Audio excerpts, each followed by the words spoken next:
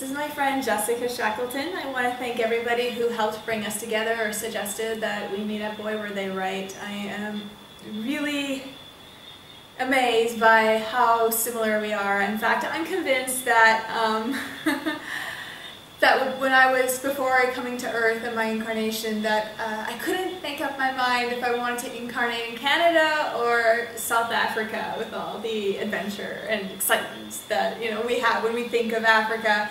So knowing me, I really don't like making decisions. It's very hard, so I try to choose both. So I'm pretty sure I split my soul into two, so that half of me was in Africa, another half of me was in Canada. And same kind of mind, and same missions and adventures really, and now in the same space and time, which is really great. Yeah, it's the best to connect with Star Seeds, Star Family. I talk about it all the time, and there's a reason why I put myself out there and help let other people find me who are like this, because it's just nothing like meeting someone who totally understands and gets you. Totally! I didn't mean to make it sound Valley Girl sometimes. Hard to avoid. And anything you want to share that you noticed about meeting? No, it's just really fun hanging out with another part of yourself. Super fun. Yeah, just click and mesh on every level. Okay, so now a lot of our videos have been a lot of us having fun and goofing around and animal rights and things like that, interviewing people. But we do have some juicy stuff for you, as my dear friend Lulu would say. Something that I've been working with, helping people who are attacked by curses or dark magic, or the reptilians using vampirism on their energy and just making them sick or in a lot of pain and fear. Guiding little children, because they really like to torment children in their rooms and stuff like that, and or premature Kundalini activation, which creates all these, opens their chakras prematurely and causes all these problems as well. And so me and Jess are very similar in that one of my videos I made, 2012 part 3, How to Be Free from the Illuminati, is I'd like to get to the root of things, and so does Jessica, as far as the main things that's really holding us back and moving forward, and that's our lack of understanding of the reptilians and how to deal with them so that we are liberated from this and can move forward and create new dream realities that are beyond this kind of a stagnation. And what's so amazing with Jessica is she is from South Africa, but she is also lives in the main area of the Chitahuri, also known as the reptilians. Chitahuri is the African word for it. I was pretty much born on a nest of them and grew up on the mountain where they work a lot. I think their bodies are sleeping inside the mountain. They do a lot of their work in the astral realms and such, projecting themselves out.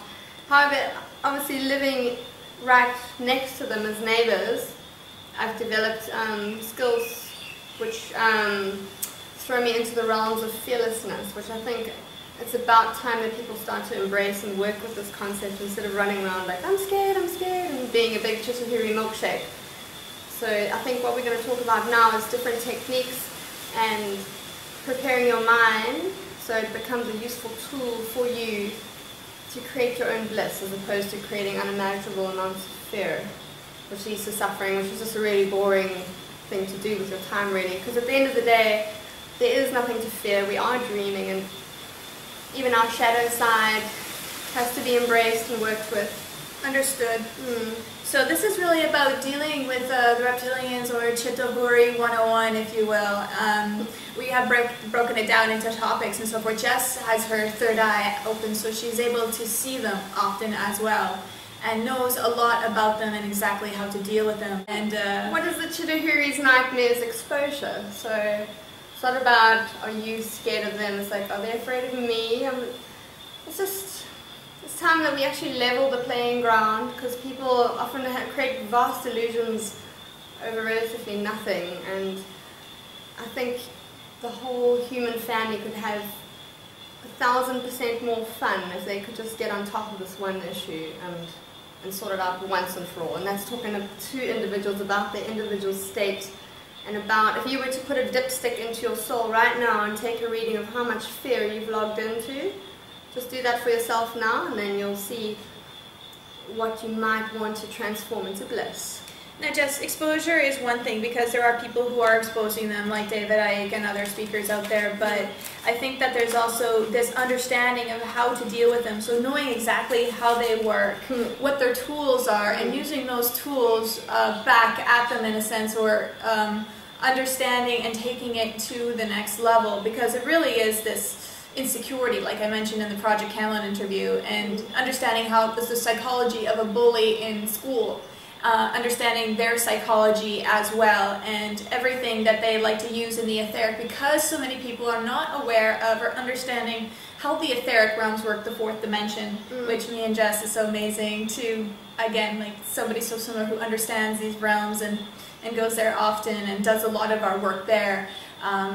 It's important now for us to step up into that psychic faculty and into those realms and see, because that is where a lot of the ignorance is happening, where we're unconsciously giving our power away to allow such abuse and brutality to happen. And we're also wanting to shed a lot of myths too of how to spot reptilians, Chitahuris, the archetypal of them, all the different kind of ones that are out there.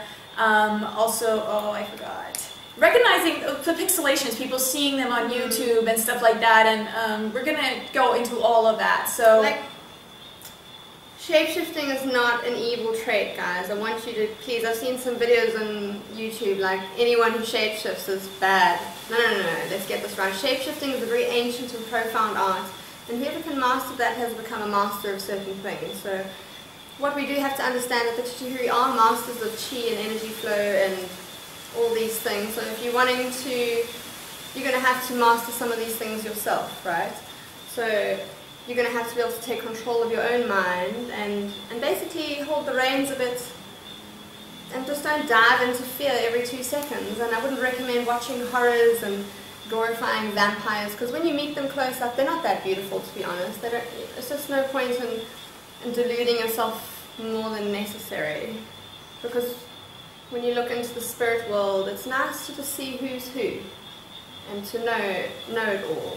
When you watch the shows like Twilight and things like that, in horror movies, it tells them that you're interested in them and in engagement with them, and that feels like that they are invited, so they can come right in through your TV, your mirrors and stuff like that, even your own projection.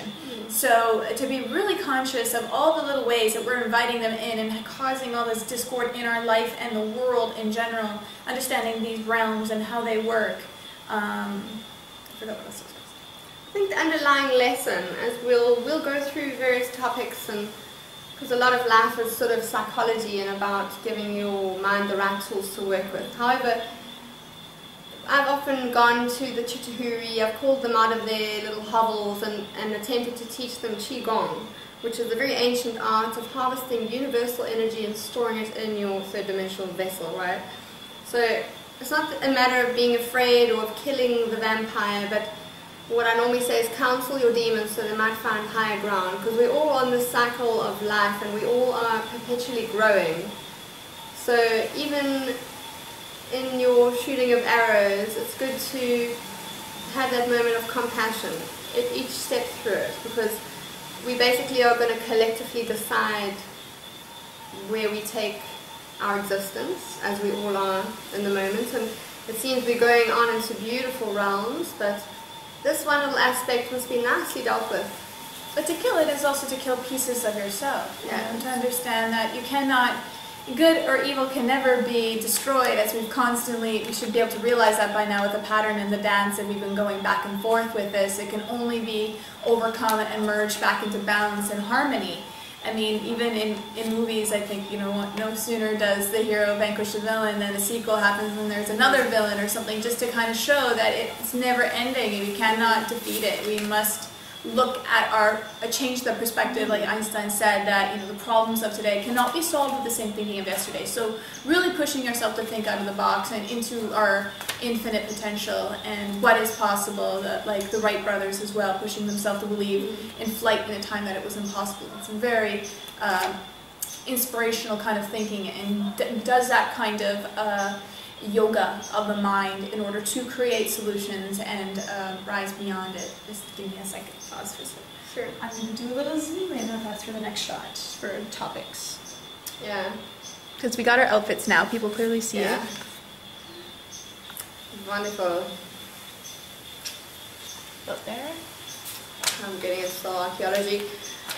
So where are we at with topics? We're going into Sink a bit lower so our heads aren't cut off. Down. Okay. How do you deal with your lizard problems? Okay. Because I know there are people out there who are feeling preyed upon. Let's start with one thing, internal parasites, worms, right? I think the whole planet needs to be naturally dewormed. Inside our bodies with what we eat, we're encouraging these kind of parasites to live, these bugs that are peeing and pooping in our pool, which creates their environment, and they want to protect it by making us crave these kind of foods and the toxins in the environment and so forth. Take it, Jessie. Yeah, so with regards to parasites, before the pharmaceutical industry took over the spice trade, human beings were consuming everyday small amounts of spices. For example, cloves kill tapeworms and dissolve egg sacs of parasites. One of the few herbs that can do that. So people would crush up cloves and just take it in a spoonful? Is that what you're suggesting? Clove is a very powerful herb. A human body would only require one little pinch of clove powder perhaps a day, right? And and cinnamon powder, a teaspoon a day. There's a very nice mixture that we actually made up now because we're in Thailand and we're having high exposure to various things. Different kinds of things. Literally putting some honey, a large amount of cinnamon powder. Cinnamon powder is very friendly. You can eat a large amount of it. Clove powder is very powerful. You want just a pinch of it. So basic, and pumpkin seeds and garlic. So I'm encouraging you to go inside and sort your internal parasites out before we start dealing with just the psychic ones. You must understand that parasites will breed continually, and if you're living on planet Earth and our body is basically a water body full of pipes and highly nutritious. It's okay. So Frank. So it's a perfect environment to host unimaginable things, which is great. This is quite fine, but what I'm encouraging you is to go back to the old ways, and I want you to ingest natural herbs. So pumpkin seeds are natural dewormer, cloves, cinnamon, garlics, and if you go onto the internet you'll find tansies and all sorts of other natural dewormers. Okay, that's a constant ongoing thing. So if you make a mixture a little bit each day, and then it just gives you that upper step, right? That's dealt with. The problem with pharmaceutical dewormers is if you do deworm yourself, it's good to do it in conjunction with a bit of a natural laxative. Otherwise you suddenly land up with a huge amount of dead parasites in your body, which will result in nausea. Okay, so you must understand your body. You must keep your pipes clean, keep it free from parasites, and that's step one. Garlic. Vampires, garlic, the old story, right?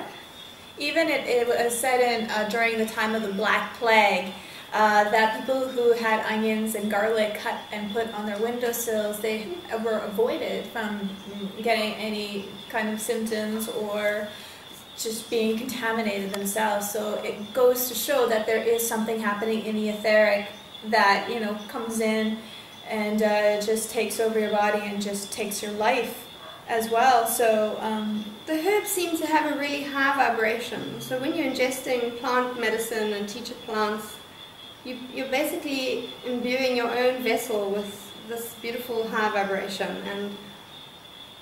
and there's actually nothing to be afraid of, to be honest. Let's just get that straight. You can creep yourself out just if you want to have it as a hobby, but don't see it as something utterly real, because we're dealing with actually a fine level of psychology here. And mastering your fears. Yeah, master your fears, really. People will want maybe to send me endless protection, but at some point you've got to stand on your own 2 feet, root yourself and hold your space. So this is where the self-empowerment comes in. In the stories of the reptilians too, I mean, if we look at, for example, the medieval times, they always had the dragon in the cave that was guarding the gold.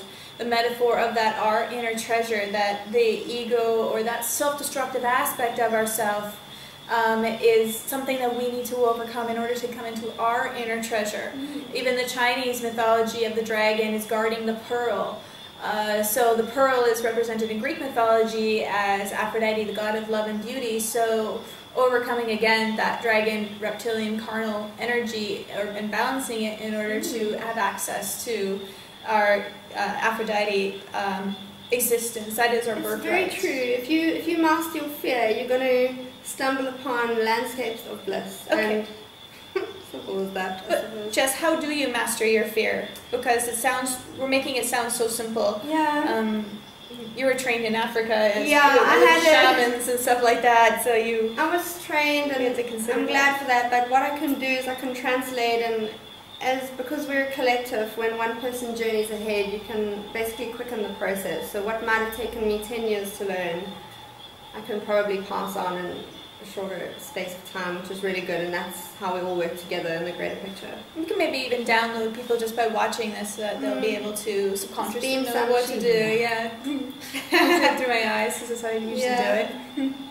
So what I thought I might mention, you know, the Qigong masters, and you wonder how they can just blast people away.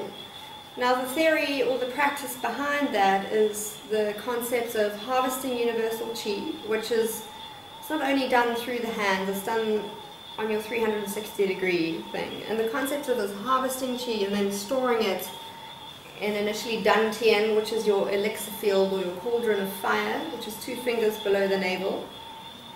Once your dantian is full, you fill your solid organs with energy, your bones, your bone marrow. So basically, it's a process of filling your body with divine cosmic energy and storing it. So then, all of a sudden, your body, instead of being just a hollow straw, becomes a highly, highly energized battery.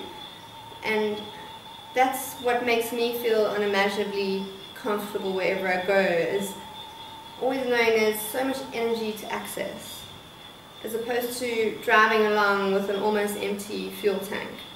This is something you have to do in your own time. You have to harvest the universal energy and store it in your body. And the universe is yourself, so it's not like you're indebted to it. It's a playground where energy is moving through different forms.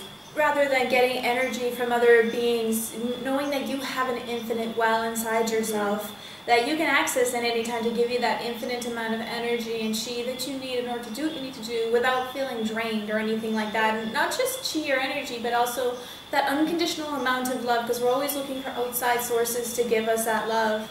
Not realizing that we have all that inside of us, because that is in fact what we are.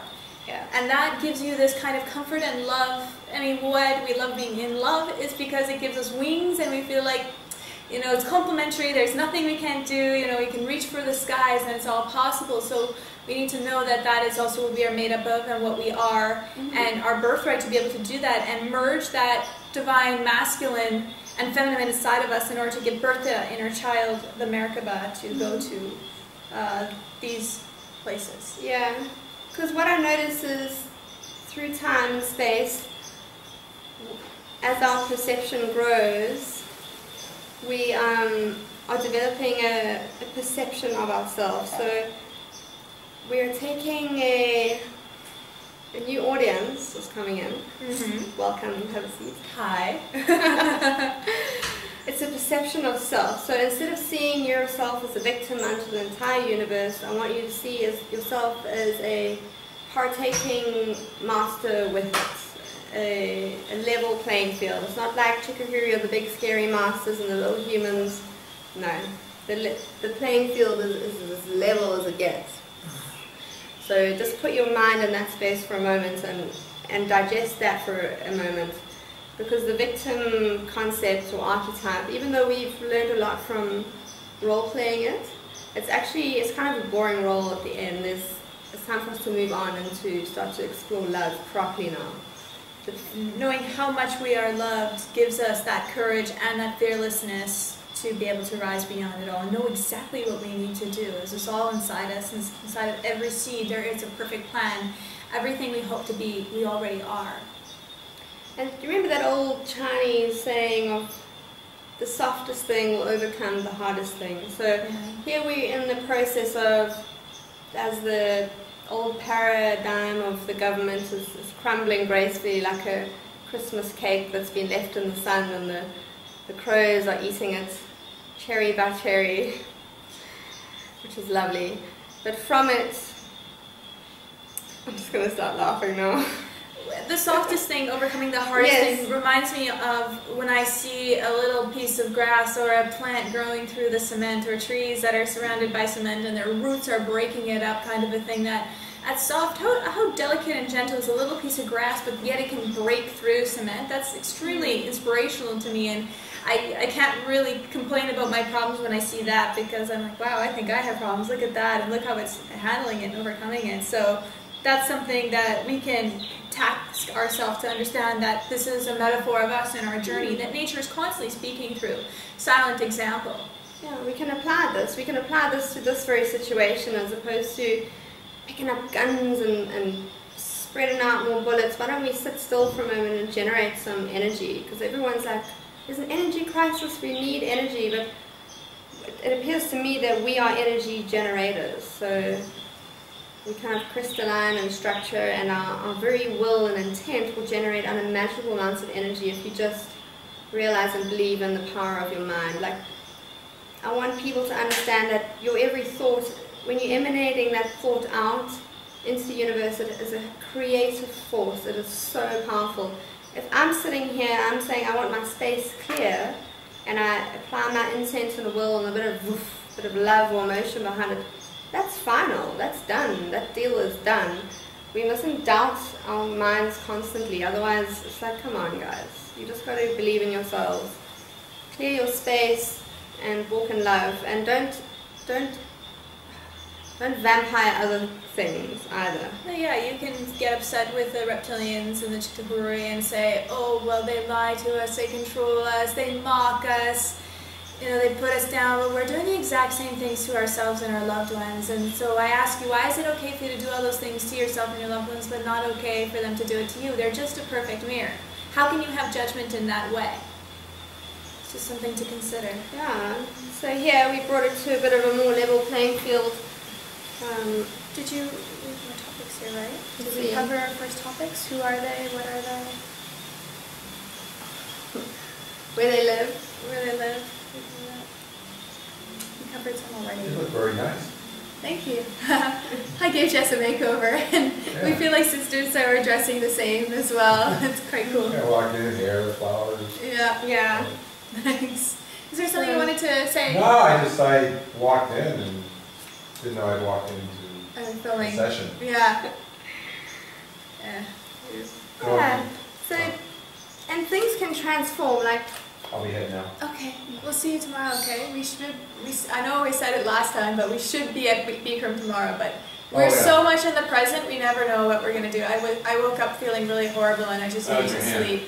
It's a lot better. I went into a deep trance within myself, and I did a... How do I explain regeneration? I went to my matrix of myself when I was 5 years old, when my hand was perfect, and I took that photocopy, brought it to the present, and so it's so much better now. I can work out, I can punch again, and everything. I've got the strength. I just got slight bruising here, and the cut's still there, but everything else is impeccable. Yeah. All right, tomorrow at Bikram. Yeah. And if you want to finish the movie, the power ended up going last night, right? I don't know, there was a big bang. Oh, I'll probably be gone by then. Oh, okay. Where are you going? I just came back from Tanyapura. Oh yeah, how was that, by the way? That was okay. Yeah, we didn't miss anything? We didn't stay for the tennis thing. Okay, what did you end up doing? Just... I worked out with Andrew. Yeah? Good. Jess was upset with him because I was so sore I should not have worked out, and he was pushing me with my hand. She's ready to kick his ass. And what else did I do? I did Bikram this morning. Yeah, you're pretty disciplined. That was it. Okay. We'll catch you soon, eh? Bye, see you tomorrow. Okay, so did we do who are they, or what are they? How to recognize them? There was one little thing I wanted to go into here of reconditioning your identity analysis program. So if you're opening your third eye, human beings have been heavily conditioned into like perceiving beauty or non-beauty.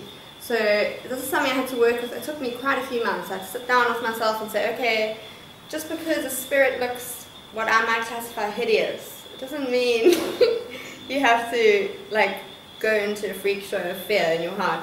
So give yourself some time, a couple of months, because nature spirits, they look very different.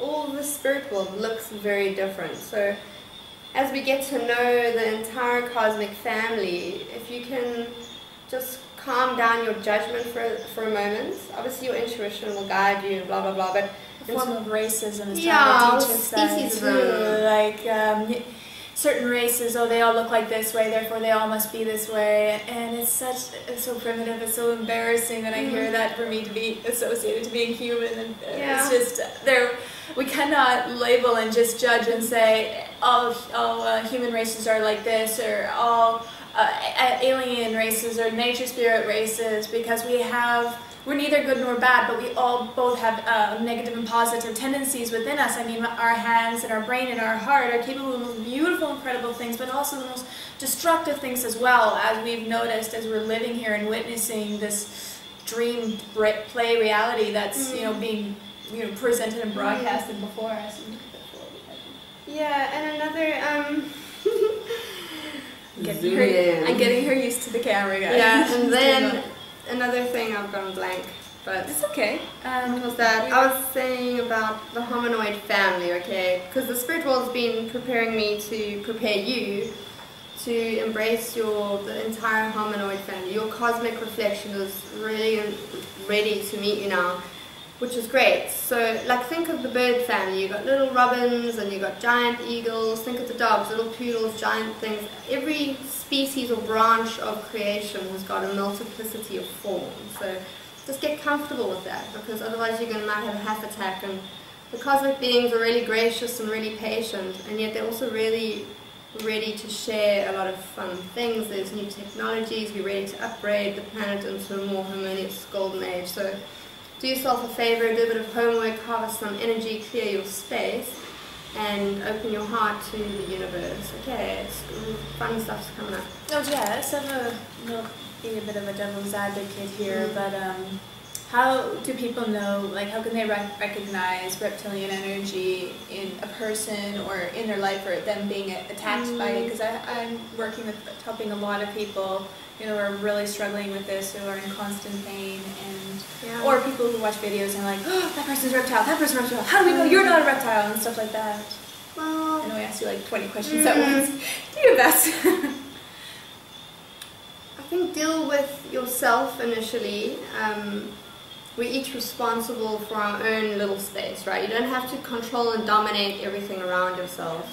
So if you can calm down the energies within yourself, clear your own meridians, open your own heart, you're going to immediately arrive at a more balanced understanding of everything around you.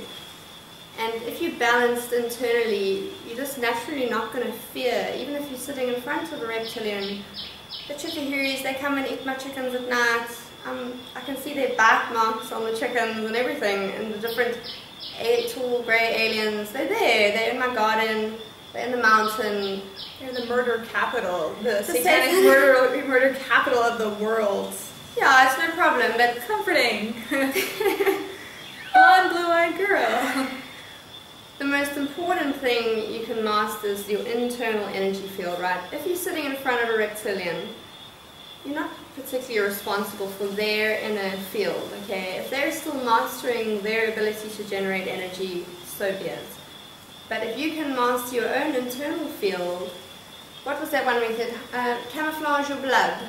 There's many shamanic and psychic techniques, but they all are kind of beating around the bush. At some point in time, we just have to sit in our stillness and be, okay? And that is more powerful than running in with a giant sword and chopping up a big chitahuri. Because what's the point, really? Or using coyote tactics, like the invisibility cloaks, or creating alternate auras and energy matrices so they can't track it back to you. Because if you try to break dark curses, dark magic, then they try to trace back to who it was who changed or reversed it. Yeah. So you can create alternative what I do matrices. When I'm working with really low vibrational spirits, often the most useful thing I can do is to put them back in their dimension. Like there's areas in South Africa where they have done satanic rituals endlessly and sacrificed children endlessly. So when I arrive at that space, it's like a gaping hole to the underworld where I've had to spend months sewing it right back up because some reckless magician hasn't bothered to shut their circles down again. So if you are playing with magic as well, play responsibly. If you're going to open portals, for goodness sake, close them afterwards. And know that you yourself are a portal as well. Yeah. I mean, all this technology that we hear about, these underground bases or what the government is keeping from us, time travel with the Andrew Bashiago videos that I did, this is all training wheels for what we can do on our own, what we in fact are. Most of the star beings are fascinated with us because they need technology, they need the spaceships. We don't, we are all that, and we can bring that in that moment if we could only step into that power and understand. Yeah. You see, there's many streams of thoughts here. Like, I might have taken the long route where bathing in herbal medicines to hold your energy field strongly, you know, facing freaky spirits, freaking out a bit and then not freaking out. You know, there's many ways of learning how to not freak out. But at the end of the day, nowadays I'm just like, I just hold my space. I'm full of energy, I hold my space and that's it. As opposed to these long, elaborate rituals of protection. For me, I think we can almost quicken these processes now. And for people who, what you have to have is a clear understanding of yourself. You've got to feel yourself. Like for me, a lot of my meditations are bringing my higher being into my body to just descend into the flesh, right? So the more you descend your higher self into your flesh, the more you naturally emanate outwards. Like, imagine a hose pipe that has got a huge force coming out of it. It's practically impossible for someone to swim into that. So as a being, without spewing your energy everywhere, but if we have a strong emanation, and I keep my aura tucked in as well. This is a whole art, guys. Yeah, if your aura is too expansive, then sometimes you're asking for trouble. When I travel, I go under the cloak of invisibility. Oh, that's what I was getting back to. When you're working with spirits, I knew you'd remember it. Yeah, when you're working with spirits, Copy.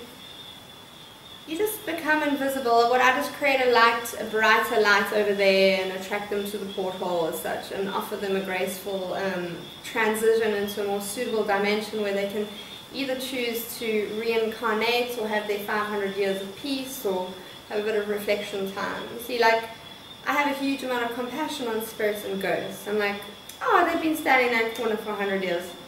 Oh, come. And often these spirits are so waned that kind of beam them some energy so they can have energy enough to go through their portholes and sort themselves out. So, because we're all dreaming, and it's about time we applied some gentleness. I know I do gong fu and I practice the Compassion and understanding.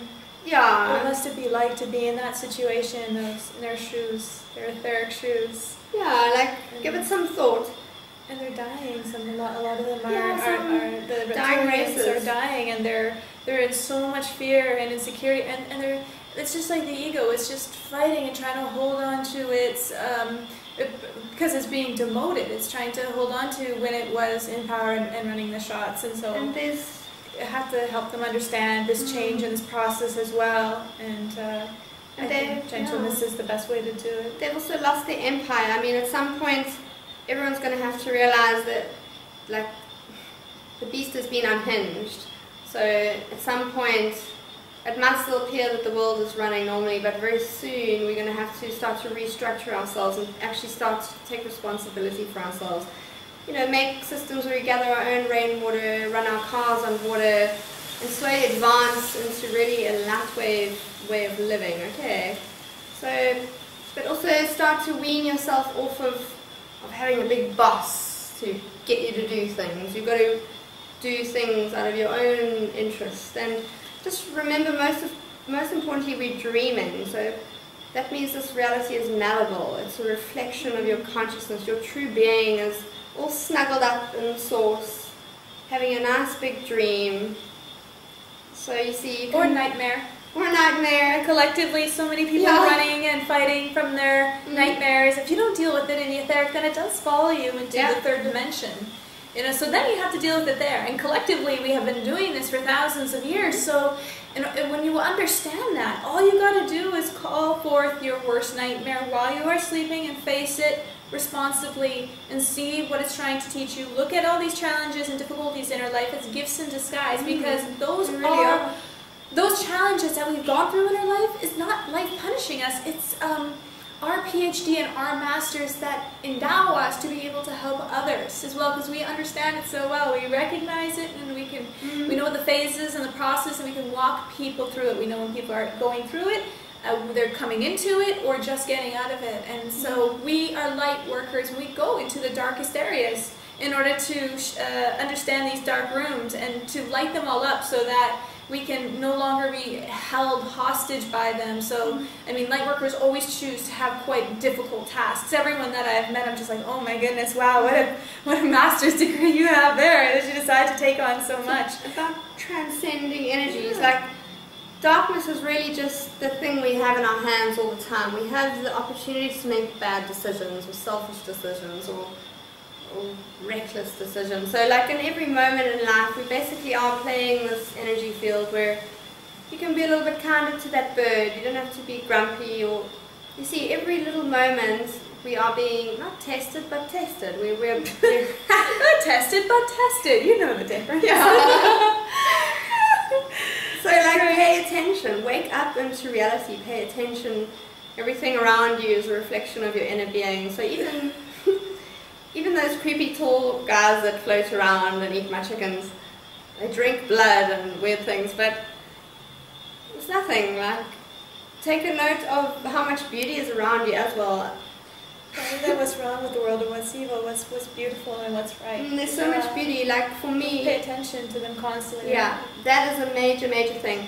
The Japanese or Chinese, they say, like, with regards to mastering your mind, just bonsai it. If there's a thought that is annoying, just simply cut it off, clear it out.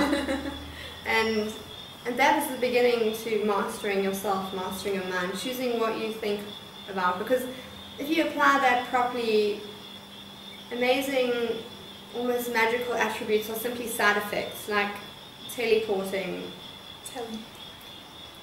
all this stuff. Sorry, your accent's so cute. Teleporting, like the telephone. Teleport me! Sorry. So like, we're just like ushering this into reality, because we're dreaming, right? I know people love to say it's real and you're a dumb dreamer, but actually guys, at some point you're going to figure that out when you start to pay attention and notice that the entire construct of reality around you is this beautiful hologram. And going back to how I think the beauty almost outweighs the shadow in many ways. Like if we're going to take this camera out into nature, if you've been sitting in the city too long, I was lucky enough to grow up completely in the bush of Africa. So if you look at the trees and the sky and the wind and the flowers, that already is enough positivity to keep you going for billions of years. And also having a responsibility with your thoughts. Your thoughts do become your words, which becomes your actions, which makes your character then your destiny. And okay, this is something that sounds rather cliche, but if you really process what these words mean, is basically there is a lot of work to be done there. That every little thing that you are thinking is going on and affecting the world collectively, and has for many, many years. So to understand that is to look at that we are responsible. We helped create this, so we got ourselves into this, but we can get ourselves out of it. But also knowing that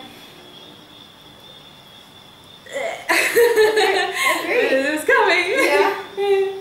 That yes, because we're afraid of our darkness and our failures constantly. That's what it seems to be in the psyche of people. But I really think we're actually afraid of our light and our potential, because of the change and the responsibility that goes with it. That because people are so comfortable in their norm of just their everyday routines and activities. And me and Jess, we're so much of rule breakers, and we can't stand routines. There's a routine here at this Rocklands retreat in Phuket, Thailand, where we are right now, and we're constantly like, no, we're going to do our own thing now. We live in the present so much, we keep changing it up. But what I'm getting at is just not being afraid of that change, not being afraid of your light and who you really are, and stepping into that and seeing that, you know, getting out of your routine could be the greatest thing ever, because then you can see the plans that life in the universe has for you, where there is less struggle of feeling like life is such a fight to survive, and swimming upstream where life is conspiring to make you lose your mind. It really does want you to lose your mind, because the mind is most unkind and likes to rewind you to the daily grind. So give into the adventure and surrender, which, you know, brings us here. Jess, me and Jess here, you know, we surrendered to life and found this amazing kind of experience that we're having, and conscious people being guided to us at just the right time too, happening to be our neighbor and so forth, and just that life can be like that for you too. It can be a beautiful dream. It doesn't have to be a nightmare and a fight where you wake up and find your standard of living is set to survive. You can set it to we did a really fun little exercise the other night about quantum jumping and colliding reality. So as we sit here now, this is very nice though. You want to make a change in your life. There's a part of you that's already made that change, like a part of you that is exactly existing, because we've got parallel dimensions and realities full streaming, guys. There's a lot going on behind the scenes, in case you ever noticed. So then, yeah, you just connect with that part of yourself and allow it to come into embodiment.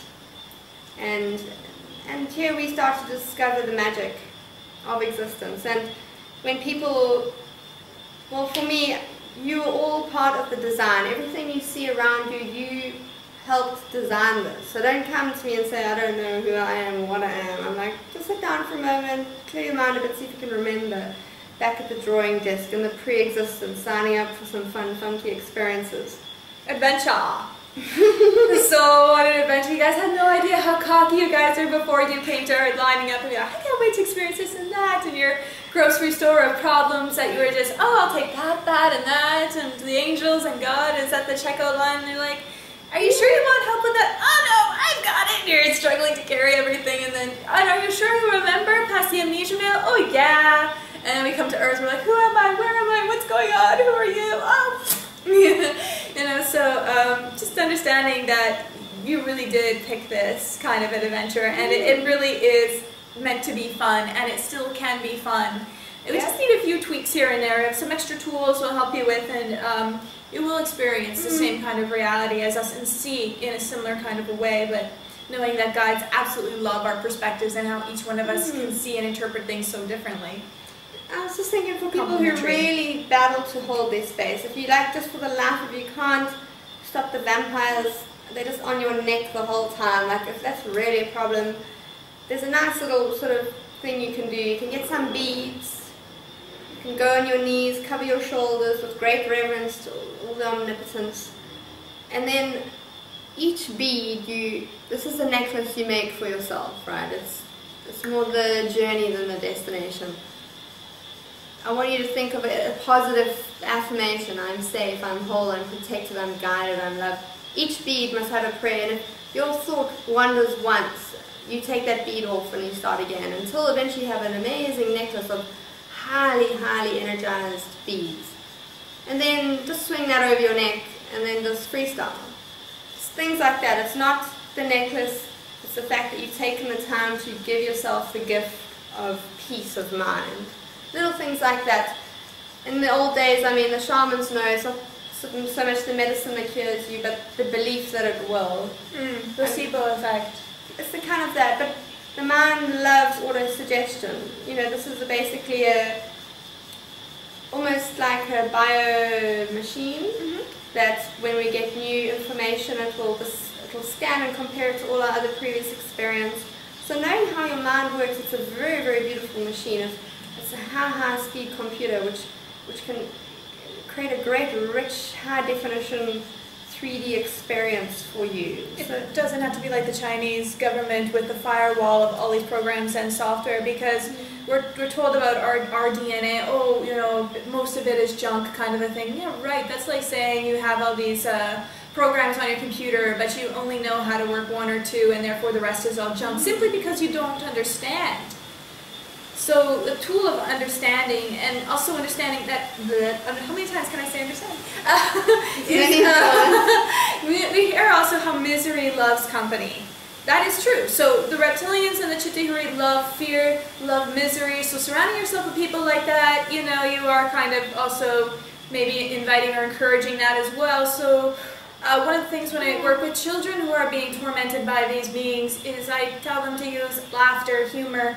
That's why we play a lot in our videos. If a lot of people are like, well, how is this spiritual? But really, you know, again, I always talk about connecting with the inner child and how nothing has been more repressed than the child. We have, you know, masculine energy dominating for a long time, and you know, feminine energy is coming back, the divine feminine, and she's been repressed for a lot, but nothing has been more repressed and that has no merit than the children, and they have such wisdom, access to their infinite mind and eyes. They're in their imagination. That's right. And working with it. And that is the reality that we, you know, when you think about it, what kind of reality are we living in where we have angels, aliens, nature spirits, and all these other plethora of beings here? This story, the story of the child's mind kind of running around, going rampant, and creating all these different adventures and stories, and I'm getting carried away with what I was going to say. Where was it leading to? Well, it kind of turns out that planet Earth is a living library where it's holding species. I mean, I've visited other planets countless times. There's bustling civilizations out there. There's amazing things going on, and this is actually holding a database of a lot of other intriguing planets. So it's really important that human beings don't get all arrogant now. The other species are literally your own other possibilities for embodiment. So cats and birds and trees and stuff, pay great respect to these other forms, because there's a lot of work that's gone on to bring it into being. And spies for the divine as well. They like to approach you when your mind is at peace. Yeah, and this is like, and in love. That was another intriguing thing. This amazing spirit came to me some months ago. I might have been feeling a little bit unenthused by life. And the spirit said, "Hi, my name is the Forever to Come. I saw you were like, kept on wanting to terminate your concepts of existence, but I'm the Forever to Come, and I wanted to know if you were going to come along with the Forever to Come." And all of a sudden it just dawned on me. I was like, oh my goodness, I see. The Forever to Come is still coming, and in many ways, if we can cultivate that positivity, we can roll on into eternity and experience endless things. So there's no need to perpetually want to just end it. You know, that's a very sort of current earth concept. Oh, and I die and go off to somewhere else. No, guys. Let's pause for a moment there and consider the unimaginable possibilities, especially if we're going to start extending our lives into hundreds of years and having a... I can see Earth in the future as being a completely cosmic planet, where we've got the space liberation of the quarantine here. Yeah, absolutely. And that comes about through understanding. Like, the only reason certain hominoids became earthbound was because whenever they visited other planets, they wouldn't show enough respect. And you must understand, on other planets they have a lot of respect for all things, because being seen in the truth for what it is. There's no like hierarchy. You can't just go and hurt things without either making a fair exchange or something graceful has to happen. Even when you harvest plants or vegetables, taking a little bit of your spits and putting it on the plant, a little exchange of your DNA, because there's something very spiritual in a harmonious exchange. Something far more beautiful than you can imagine, coming into being and exchanging energy, whether it be with a lettuce plant or a beloved or the sky or the wind. When harmony is felt, that's bliss that starts to happen, because it's a cosmic recognition. And don't be so hard on yourself. Don't put yourself down so much. Is that you, or is that the reptilian energy, or the self-destructive aspect of yourself that is just mirroring back at you to create a self-fulfilling prophecy to lock you into that kind of reality? You've got to think about these things. You've got to observe how much you're creating, like, and what is you and what is not you. Where is that outside influence being broadcasted to you? Yeah. And how can you step back and just laugh and not take it all seriously? Oh, I don't deserve to eat. We have this kind of mentality sometimes, and then we believe it.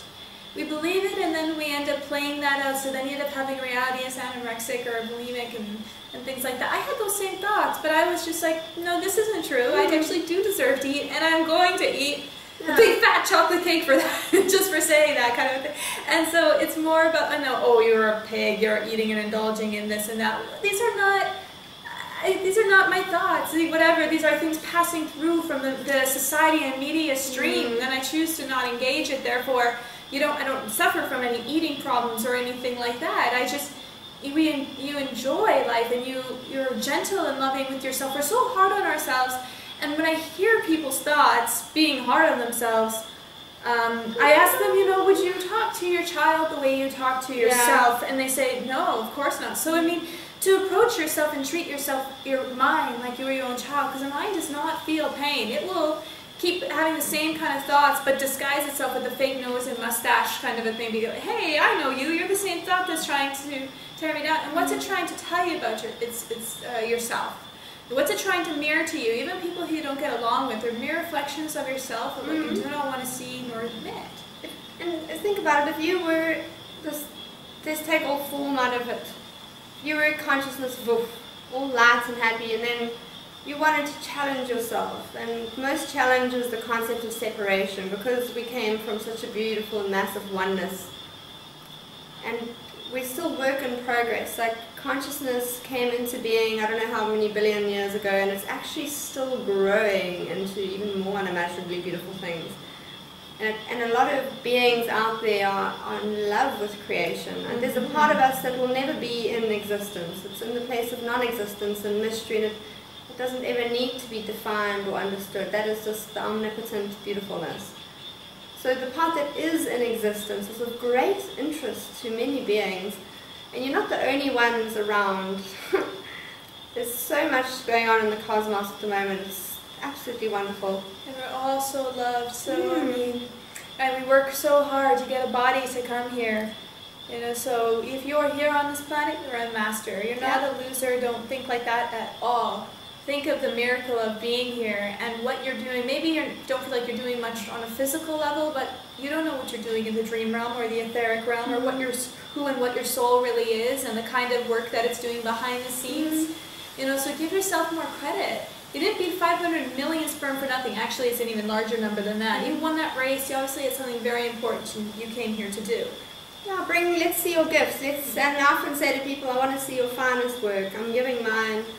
Let's see your finest work. This is the great artist spread. This is the gallery. This is the show. This is right now the show. And let's see your finest work. Contribute your creativity to the world. Don't stop at anything. I remember laughing to myself, because often this sort of, I don't know who's playing these games, our shadow side, the military beaming out their little thought wave things. During that process, when you're leaving your body, we're very open to sort of waves or whatever, but I remember I was there and some sort of energy field was trying to oppress me, but I was suddenly listening to it, and I studied media, and I was like, that sounds like a guy doing a scary recording, and I just broke the spell like that. I was like, oh my god, that's so pathetic. That sounds like some idiot, some geek behind the scenes trying to conjure up a scary voice. With people or with entities, someone's opinion of you doesn't have to be your reality. And they send you their projection. I look at it like vomit. They vomit on you. And rather than clean it up and be like, ew, instead we eat it and we digest it and we think that this is us. Oh, this person says I'm ugly or stupid, and okay, we embody that, and that's what we are. And it doesn't have to be that way. We can become more savvy to these perpetually, it's happening so many times over and over, that life is giving us this opportunity to recognize the pattern and overcome it. Like, in a way, I feel like disciplining the people who just throw their negative energy onto other people. Don't do that. It's so easy to transform your own stress. Like, if I'm feeling stressed, it's like a whole day of stress. Not that I do that too often, but 3 out breaths and a bit of twist that chi up. It's transformed. Like, a lot of people might just find themselves saying a negative comment to someone, and they're not realizing it, but they're actually transferring their stress to that person. So try and be graceful, or to animals. Animals will, going and smacking an animal, and then you don't do that. It's because it's going to come back tenfold, and people aren't aware of this. It's better to, if you're feeling stressed, to sit for a moment, either do a bit of exercise, or just grab your breath and breathe it out. Just okay, let's not make it more complex than necessary. And what we're trying to stop is just these perpetual pebble popping negative energy things. We want to deal with them and allow this beautiful love energy to start to emanate out of everything. So it requires all the individuals, all these conscious, intelligent human beings who have the ability to discern, to just, you know, start to give your finest work out, and it will also improve your own living status hugely. And not playing favoritism as well. Oh, I'm more right-brained, I'm more left-brained. Because I mean, to choose only half of the mind is to make us into a half-wit, and we are a whole mind. And so then it comes back down to balance, the mind, the heart. It's not the mind or the ego is any bad or less than the heart, because they are a part of the whole. And they all work as a team harmoniously, and it's when we favor something that we create imbalance and a whole bunch of discord in our life. So to consider that as well. And then getting back to humor and playing and lighthearted, Harry Potter 3 talks about, oh, ridiculous kind of a thing with the children's worst fear of a spider, for example, and then thinking of a spider with roller skates, and suddenly that laughter breaking up that kind of dark energy that these demonic entities like, and bringing it, like, they can't stay with such a light energy, like Monsters Inc. as well, scaring the kids, and that's their fuel for their city. But then finding laughter was so much more powerful as well. This is a story of what's going to be happening here on Earth, that they are going to realize that, because they are harnessing our fear and trying to constantly broadcast that through the media to maintain us in that state, but we're breaking out of it, as we're starting to see with fresh eyes. The end of that chapter. And breaking the spell of these people and of these entities, because that's not who they really are. I'm sorry, but nothing and no one is born evil. There is a process that brings it about. So you can do things like the Ghost of Christmas Past with the Christmas story with Scrooge. You can do that with entities, demonic entities, and show them what they really are. Light being, look, you weren't always a jerk. This is the process, is how it came about. You know, people telling you that, you know, you're bad, and that's the only idea you ever have, and then you must become it because they don't understand it. Again, a self-fulfilling prophecy. So if you look at somebody and you know that they're causing great difficulty in your life, and you look right into their eyes, and you look into, jump past their personality, but to their soul, and you say, this is not who you really are, you're playing a role and you're lost to it, and download them with unconditional love and light with absolutely no judgment, you will be able to break that spell, because that's what it is, a spell. When we take pharmaceutical drugs, we're giving ourselves permission for another entity to take over us and make us less than ourselves, like parents are finding with putting their children on Ritalin or vaccines. All these things, this subtle possession and things like that, to putting us into roles. And we need to go back and understand that this is not who we really are. Jesus understood it when he said, forgive them for they do not know what they do. And Buddha was able to do it when he broke the spell of a serial killer and looked at him as a divine, innocent soul.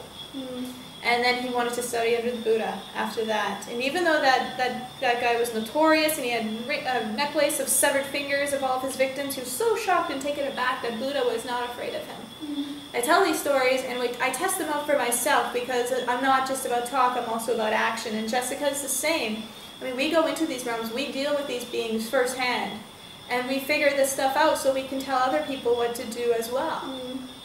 And, well, how to manage it, really, not what to do, because it's not what to think, but how to think. A lot of it is in your mind, your perception. Like, if I'm going off into the woods where all the chickahuris have their nests and what have you, and they all come floating out the mountain with their long clawed toes, they're kind of long and thin, and you know, I don't use the word scary anymore, because I was like, that's actually going to misguide me. And because we're quite emotional beings, we have a tendency to rush into certain directions. So if you don't channel yourself into unnecessary places, I just, you know, to stay centered. The language you use yourself as well, to yourself. Yeah, the way you describe your reality and your point of view. If you're seeing yourself as something that is chickahuri food, it's not going to be a very comfortable place. So why don't you see yourself as a divine being with a birthright to be in existence and an equal player in the whole game of the universe. The part of you is in a stellar matrix. Because depressed and sad is their food too. And so you, rather than getting bored with being sad, which I do, it's so hard for me to stay that way because there's so many potentials, there's so many options, there's so many different things I can do, think, and feel. Why subscribe to just that one when there's infinite aspects of myself at any moment that I can jump into, like quantum jumping, which we'll go back to. Quantum jumping. Sorry, I didn't mean to interrupt. Maybe I should teach them about quantum jumping. I was going to film Melanie talking about it too. Do you want to do it though? No. There'll be quantum jumping everywhere now. I was thinking the Chikahuri should quantum jump to a part of themselves that's beyond it. We will work on teaching them how to do that. Yeah, and so this is sort of being a more responsible way of dealing with things. I know the media's been pumping out destruction, but that's not a really useful way of ascending spiritually and transforming things into more beautiful things. Because to be honest, when I observe the personality of God or the goddess, it's extremely creative, it's extremely funny, it has a great, vast sense of humor. I don't know, when I look at the embodiments, there's humor everywhere. It's just a funny thing. Even behind the scenes, so how loved we are and how amused they are with us and what we're doing here, and the honor that we have for doing this with so many beings. It's not. Yeah. They'd rather watch than be here in some ways. It might sound silly, but for the divine energy, which is completely in a state of unconditional love and unity, for divine energy to experience the concept of separation, it's kind of interesting. Does that make sense? It is of interest to the universe what has happened here on Earth. It's not an unvalid mess. Because what happens here happens there and affects them like a ripple effect throughout the universe. So they are all trying to grow as well, but they're growing through us by learning what it means to be human, on experiencing our infinite selves here on this planet, quarantined with all the other universal bits here as well. So by our liberation, they get liberated too, because they have a bit of stagnation where they might be very advanced technology-wise, but not so much with heart and emotions and feelings, hence the grays I like to use as that example. Yeah, and if you want to know why we're here, the reason why we're learning how to work with our minds so precisely is because further down the timeline we will need these skills, because if we go into a dimension where we're accessing instantaneous manifestation, which might sound all very nice whilst you're here, but half the people here couldn't deal with that now. They'd land up in a room so cluttered with rubbish because their mind is like a fan pops out of your head and a computer, like everything just manifested what you thought. Just bear that in mind for a moment. So if you were then further down the timeline to be in possession of the powers of instant manifestation, what you are learning now is, to control one thought and guide it. So this is very useful.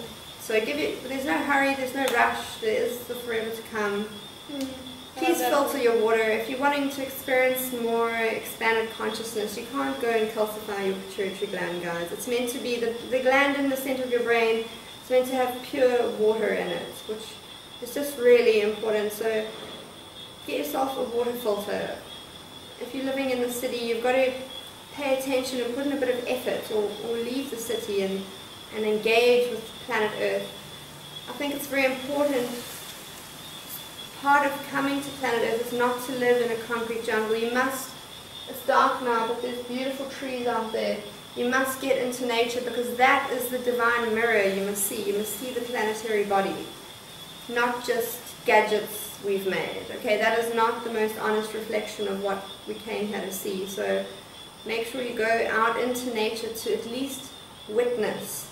If you're wanting to know how big your heart is, look out at the sky. If you're wanting to know how deep your roots are, put your hands on the earth, and it's so deep you can't reach your arm to the other side. Okay, and then our planetary body even extends beyond this planet into the multiverse, and it's got parallel dimensions. So if you're wondering who you are very vast and infinite consciousness, okay? And you're experiencing sort of one aspect of it at the moment. And you can, from this body, I can sit here and imagine my eyes looking out through everyone's eyes. All of that is possible. It's not always necessary, because half the fun is just being in yourself and having this experience of the eternal individual. So just start to notice and pay attention, and and just chill out a bit, relax, hang around with nice people. The people who are grumpy at the moment, in a few years' time, they're going to be lifted up. And don't be so sad if people die. Some people sign in and out of this dimension. They're not dead at all. They're just transcended dimensions. It's just like if somebody dies in a movie, they're not dead in real life. They're all hanging out behind the scenes. Yeah, it's they're literally behind the scenes. And I'm telling you, they have parties behind the scenes. I've seen them. And they're conversing with you behind the scenes too. They're setting up fun stuff. When you pay attention, like I'm paying attention, there's a lot of fun stuff going on. The little, and sometimes you've got to override negative energy. If I'm taking someone on a shamanic journey, I will just simply override their fear, because I can't have their fear coming in and trying to create weird stuff. It's just not possible. So you do the same for yourself. You simply override those silly little thoughts of things and step on into truth and just pursue the positivity that the universe has available to you. And don't make excuses, why isn't love ruling the world? It's the most powerful thing. So if you're saying, oh, because the government's corrupt and stuff like that and they're not allowing it, well, what about your own world? How come love isn't ruling your world? You're responsible for that. So what's your excuse now? So let love rule in your heart. Yeah. Let yourself love. Yeah. And open your heart a bit. Don't hate certain species or birds or pigeons and make up little stories about this is better than that. Birds or cockroaches. Come on, guys. Those rock doves, those birds, everything is very beautiful. And to be honest, you're judging yourself. If you don't like it, you've got an issue with yourself, I see, huh? Like Miss Jewel says, do you hate it? Because it's pieces of you. It's a piece of you. It's such a piece of you. And the more you piece it together, like at times you can just drift back and see the whole picture and let your heart open. It's probably just a word we use. It's probably your spirit opening, or maybe your heart is in fact your third eye, because once you see it you can allow yourself to love so much. I've observed my own being transcending so many things in the last few years, and eventually you land up at you feel just happy all the time, and I haven't got a problem with that. Content. I think it's great. Content, blissed out, observant. When you encounter traumatic things, you process it very quickly. You gather the lesson from that. If you break up with someone, simply thank them for the lessons they've given you and graciously continue your journeys. See, there's an art to living, and don't let it make you be bitter or self-destruct or want to destroy them. It's just so petty. We've seen the patterns of the past, our parents divorcing and wanting to destroy each other or make each other suffer. It's so not worth it. We must task ourselves to be better than those before us, to make different decisions, because if you really love someone, you let them go. You want them to be happy, and if that's not with you, then okay, that's fine. We can't be so possessive and wanting to own things and everyone and being upset when things don't go our way, because life has other plans for us. It's just like we had a plan for this video here. We've totally deviated from it, which is quite comical, us talking about us and schedules and routines. My inner anarchist comes out immediately. Yeah, it's fine. I love that about myself. The anarchist. It's fun. It's playful. It's like the wind. It's like oh, okay. Or clouds, constantly changing shape and form.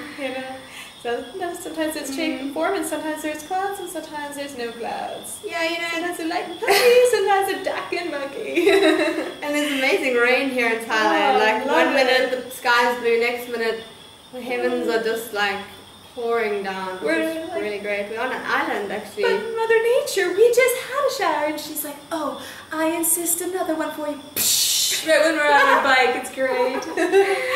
Motorbike pulling up, there's a coffee shop. Yeah. It's like, and then it comes down even heavier. It's really fun. But it's very brief. It doesn't last very long. Yeah. Thailand's quite an It's amazing really warm. place. Where it's like nighttime and it's just as warm as it was all day. It's quite interesting. Beautiful beaches as well. I'm going to take Jessica scuba diving. She's never gone. I'm going to try to do some skydiving with her too. She's never done that. And caving and all the different things that I know she hasn't done. I'm going to get her to do, because I love doing that, getting people out of their comfort zone or doing different things. It's an adventure again. Adventure time. Yeah. Anything else that we need to cover here? Let's see. Positivity, guys. I think we covered everything indirectly in a totally tangent kind of way. Sorry, I've got my own itinerary. Totally. Yeah.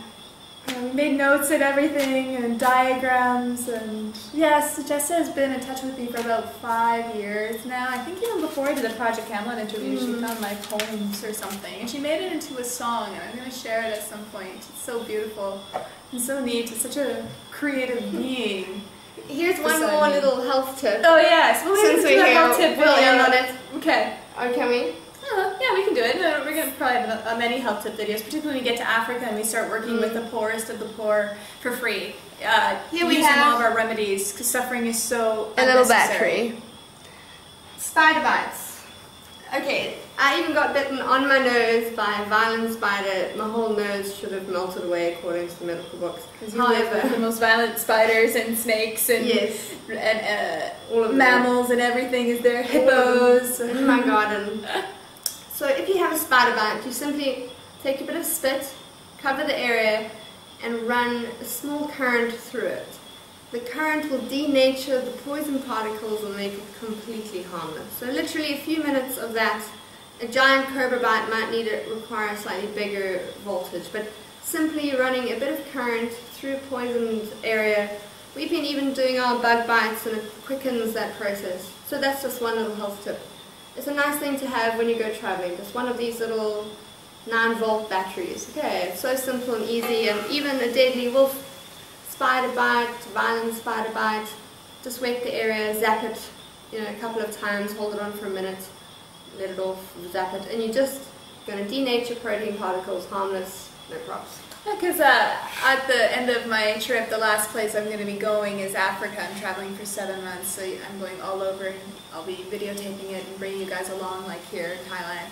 But Jess kind of really enticed me about coming to Africa and going past some of my concerns about the spiders and the snakes that are poisonous and scary. She's like, yeah, we'll camp in the jungle and the desert, and if anything like that bites you, I've got tinctures and tonics that will be fine. No worries, I've got it covered. So I ran out of excuses and reasons, and of course it's about mastering fears as well, and facing them first on and being able to be equipped to deal with it, should such things happen and so forth. So we'll make another little video about taking the mystery out of illness, because there's actually a few simple little things. And interviewing some amazing people that you're working with in South Africa as well. Learning about tincture making by a person who's been making tinctures for 40 years, and there's a lot of fun stuff about natural medicine that I look forward to sharing with other people, because every hominoid body requires herbal influence, pretty much. You need herbs to be flowing through your blood to keep you free of parasites, viruses, bacteria, funguses, and toxins. Which also is a part of shamanism, Shamanista training 101. So yeah, thank you everybody so much for watching, and we'll see you again shortly with another adventure. Much love. Bye guys. Bye. My band-aid's dying. It means I need a new one.